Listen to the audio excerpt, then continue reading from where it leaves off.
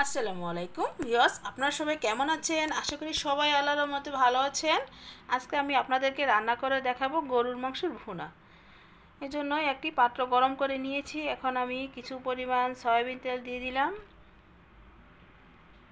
এখন আমি পেঁয়াজ দিব 1 কাপ পরিমাণ। তেলটা একটু গরম হোক, তারপরে দিচ্ছি।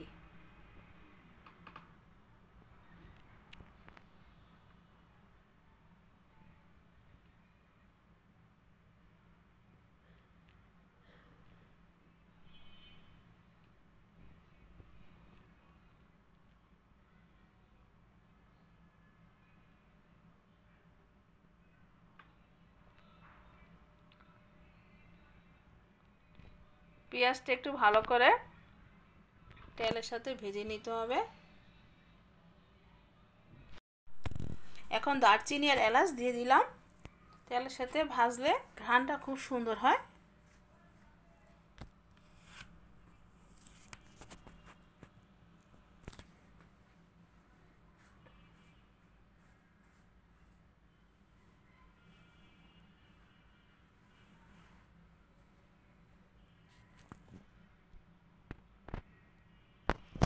এখন রসুন আদা বাটা দিয়ে দিচ্ছি 2.5 চা চামচ পরিমাণ।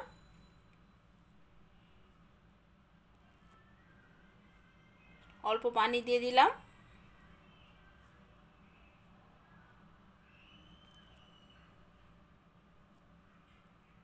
এখন এটা ভালো করে মিশিয়ে নিচ্ছি। এখন এটার ভিতরে আমি দিয়ে দিব হলুদের গুঁড়ো 1 চামচ,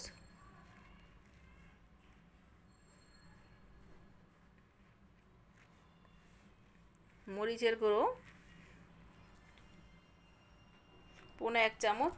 যারা বেশি ঝাল খায় তারা বেশি দিয়ে নেবেন। আবার একটু মিশিয়ে নিচ্ছি।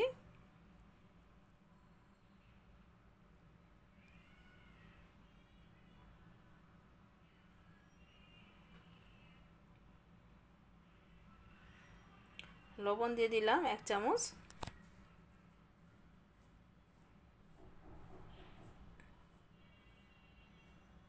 এখন মশলাটা ভালো করে কষিয়ে নিতে হবে। তেজপাতা,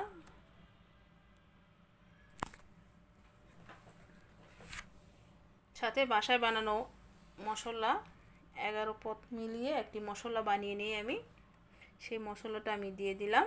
এটা দিলে খাবারের ঘ্রাণ, খাবার খেতে মজাও লাগে অনেক। তা আমার YouTube channel Munni cooking recipe এখানে আছে। এই রেসিপিটা কিভাবে আমি বানিয়েছি। গরুর মাংস ধুয়ে পরিষ্কার করে নিয়েছি। এখন মশলা কষানো হয়েছে, এখন আমি গরুর মাংসটা দিয়ে দিচ্ছি।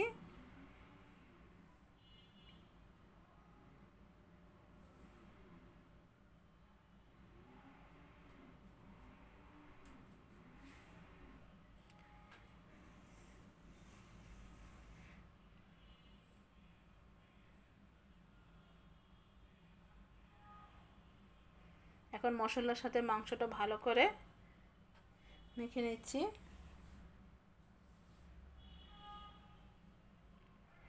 মাংস তো সবাই রান্না করতে পারে, কিন্তু রান্না করলেও হবে না, সেটা খাওয়ার টেস্টটা খুব ভালো না হলে তো ভালো লাগে না। জন্য যারা বেশি ভালো পারেন না তারা শিখে নিতে পারেন আমার থেকে। এভাবে রান্না করে খেতে খুবই ভালো হয়।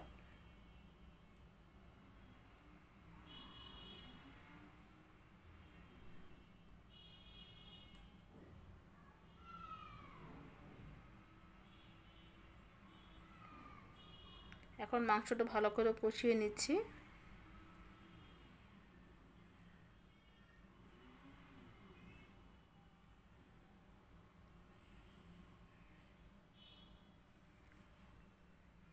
ঢেকে ঢেকে রান্না করতে হবে।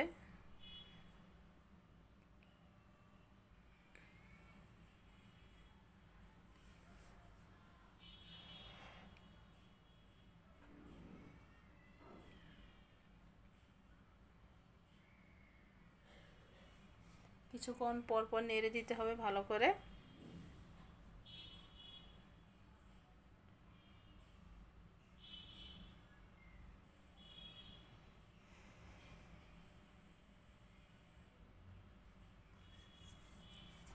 গরুর মাংস রান্না করতে তো অনেক সময় লাগে।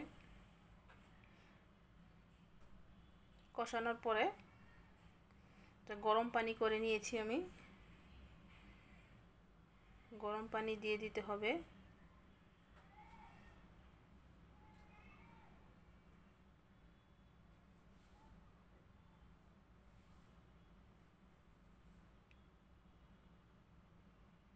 এখন আমি গরম পানিটা দিয়ে দিচ্ছি।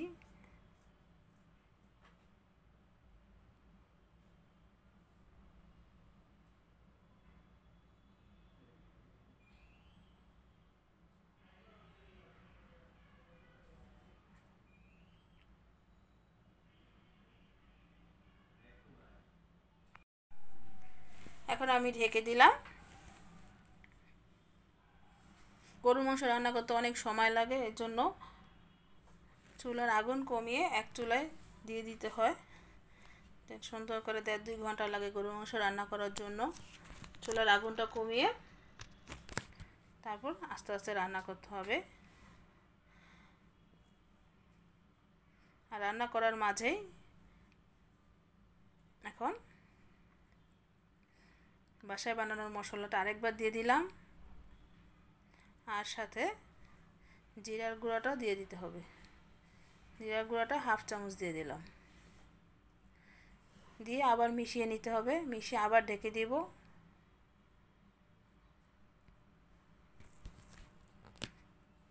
মশলাগুলো কতক্ষণ পর পর একটু একটু করে দিলে ভালো হয়।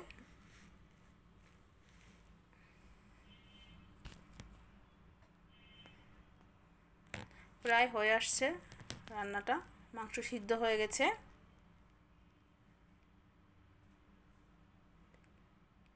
নেড়ে দিচ্ছি নিচে যেন না লাগে, এজন্য।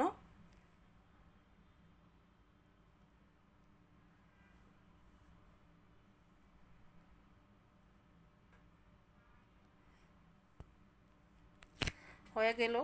সবাই ভালো থাকবেন, সুস্থ থাকবেন। আল্লাহ হাফেজ।